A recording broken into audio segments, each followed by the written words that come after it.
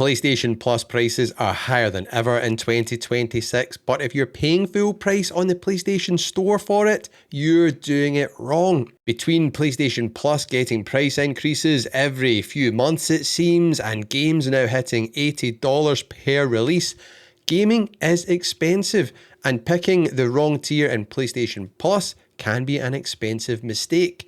Most gamers either overpay for features they never touch, or miss out on the best value for them.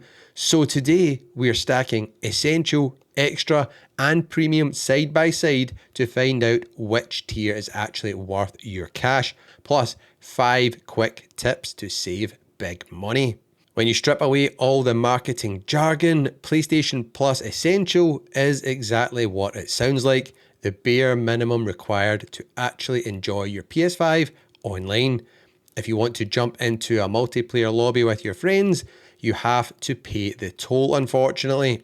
Though keep in mind, you actually do not need a PlayStation Plus subscription to play most free-to-play games online, like Neverness to Everness and Warzone.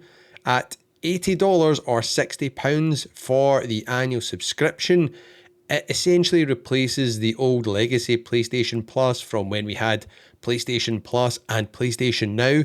If you remember what that was back in the day.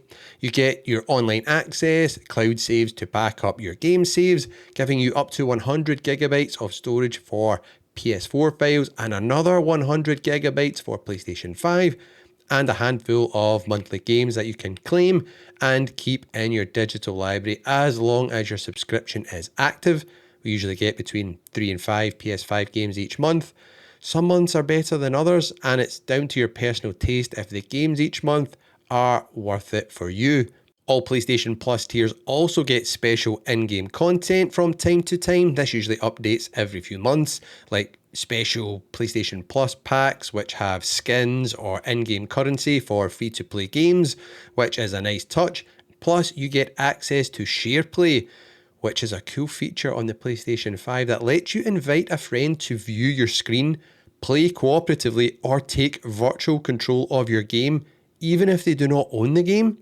Getting a few free digital games every month definitely makes the Essential fee worth it, as over the years I've amassed a huge digital library, all from claiming all these monthly games. I hardly buy digital games because you get all of these for free.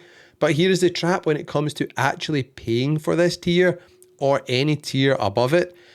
If you let Sony charge you month to month, you are getting ripped off and quietly losing a ton of money over the year.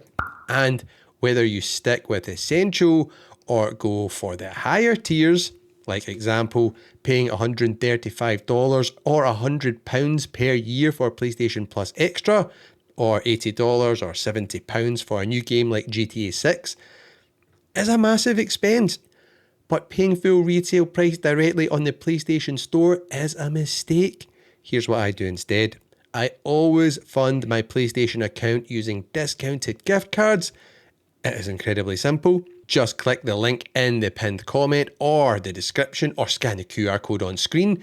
That takes you straight to Eneba. They are a digital marketplace I personally use to find official PlayStation Network wallet top-up cards priced well below face value. For example, you can grab $100 or a £100 PSN card for much less cash out of your pocket.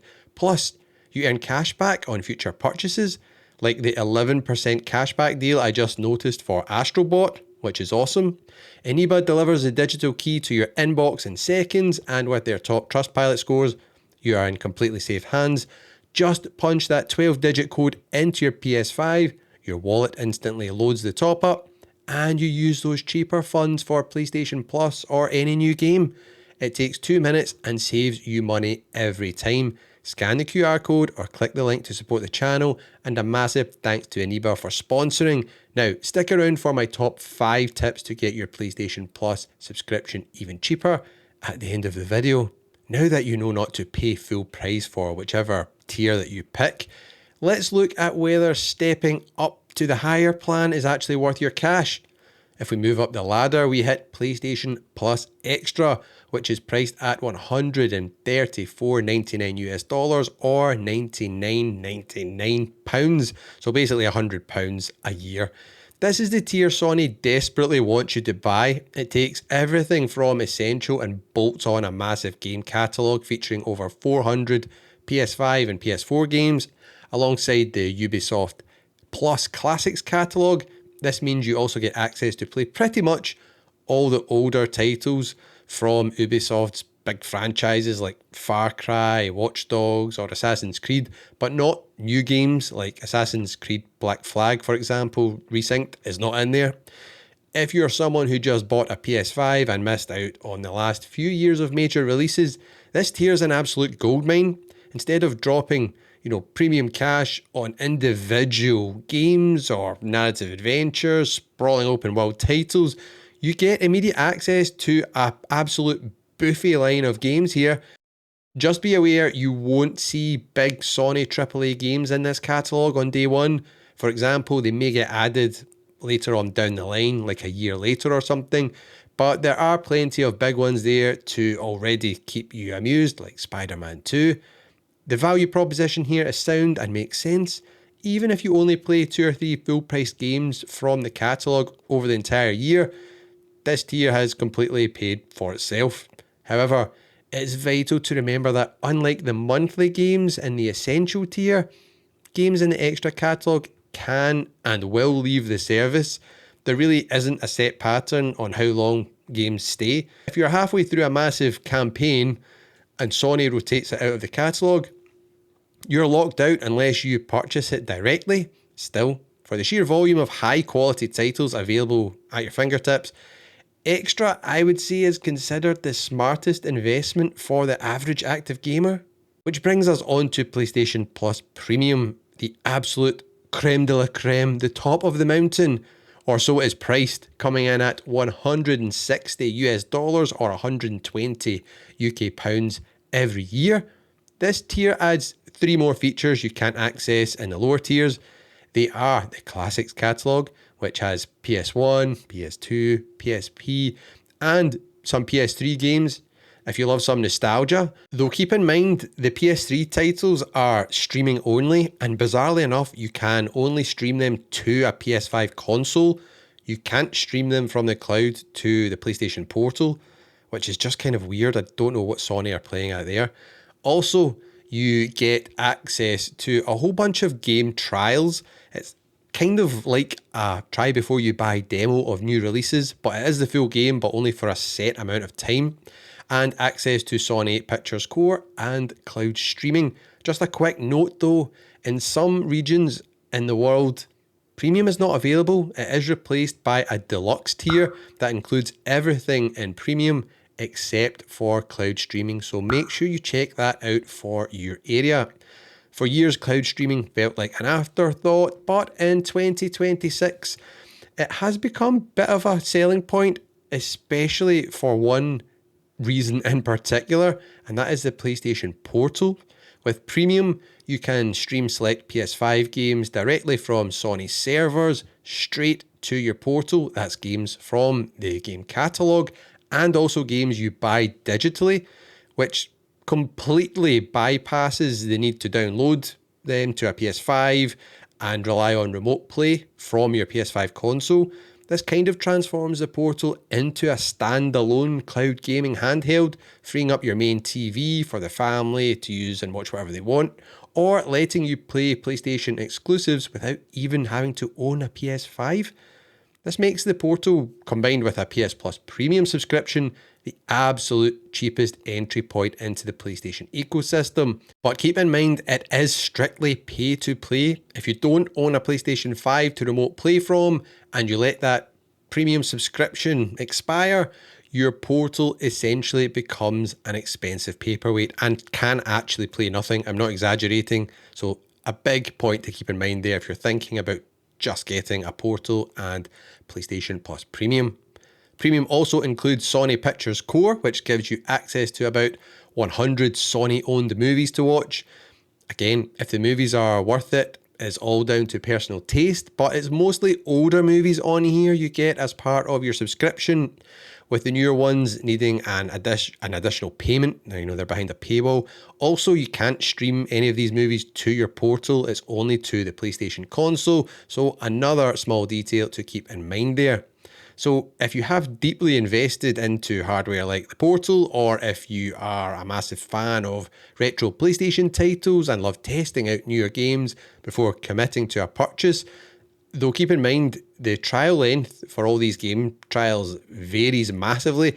I've seen game trials length be anything from like 30 minutes to like a huge 10 hours. So your mileage may vary with that one. So the extra $25 a year over the extra tier is a small price to pay if you don't care about cloud streaming or retro games. However, premium is probably a waste of your money. So which one should you buy? If you exclusively play free-to-play games, and there is supposedly a lot of people out there that do that, you actually don't need PlayStation Plus at all. If you strictly play online multiplayer, save your cash and just stick with Essential. That'll keep you going no problemo. If you want the ultimate digital library to constantly discover new games alongside your physical collection, Extra is without a doubt the best value today. And if you are a PlayStation Portal user who wants to leverage cloud streaming, or someone who loves diving into PlayStation's gaming history and getting a bit of nostalgia playing those old classic games, premium is the only way to go. To help ensure you save as much money as possible on PlayStation Plus, I want to make sure you never pay full price for these tiers again. Here are 5 super quick ways to keep your gaming budget under control in 2026, which I follow each year to save big, as I don't think I've paid full price for PlayStation Plus for years. Number 1, never pay monthly. The maths does not lie. The math ain't mathin'. Paying each month can inflate your yearly cost by roughly 40% for the same service. So always save up and lock in the 12-month annual subscription plan. It is the easiest discount you'll ever get. Number 2, always buy discounted PlayStation Network gift cards. As I mentioned earlier, never link your bank card directly to buy subscriptions for PS Plus, especially if it has auto renew on, because you'll get caught out and you'll pay full price every year. Or buying even games at full retail price, grabbing discounted top-up cards through Eneba first gives you an instant discount before you even hit the checkout page. Number 3, wait for Days of Play or Black Friday. Sony rarely discounts subscriptions for existing members anymore, but during the Days of Play event, which is usually around June, and Black Friday in November, they often drop the prices of annual plans or offer heavily discounted upgrade paths, so it's well worth getting your subscription to expire and renew at that same time every year. Number 4, you can game share with a trusted friend, and I mean a highly trusted friend with a PS5. You can go in and set up game sharing, and you can basically split the cost of a single PlayStation Plus Extra or Premium subscription down the middle with them if you want, while both of you enjoy the full benefits. Number 5, downgrade your tier when life gets busy. You know what life is like. If you know you have a few months coming up where work or life will keep you away from the console, turn down your tier. Go from Premium or Extra, let it expire and go down to Essential until you actually have the time to dive back into that catalogue again. And if you want to know which PlayStation Plus games are actually worth your hard drive space, including some hidden gems you probably don't know about, click the video on screen right now as I've put together a lineup of my absolute favourite games on PlayStation Plus that you need to play next.